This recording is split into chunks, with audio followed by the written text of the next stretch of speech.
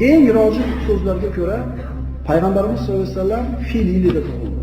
Robiul avval oyining 12-sida dushanba kuni Payg'ambarimiz sollallohu alayhi vasallam dunyoga keldi. Payg'ambar sollallohu alayhi vasallam tug'ilganida yerga qo'liga tayangan holatda tushgan. Hamda Payg'ambarimiz sollallohu alayhi vasallam xatna qilingan holatda tug'ildi.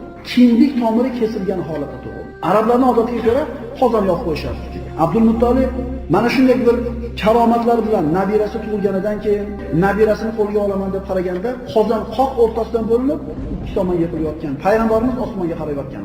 Ko'tarib Ka'batullohga olib kirib Alloh taologa hamd sanolar aytdi. Hamda ismini Muhammad qo'ydi. Rivoyatlar qilinadi, shayton 4 marta chinqirab o'kirgan. Birinchisi Allohning dargohidan quvilganida, ikkinchidan jannatdan yerga tushirilganida, uchinchidan Payg'ambar sollallohu alayhi vasallam tug'ilganda mana shunday dodda baqirgan. To'rtinchisi Fotiha surasi nozil bo'lgan.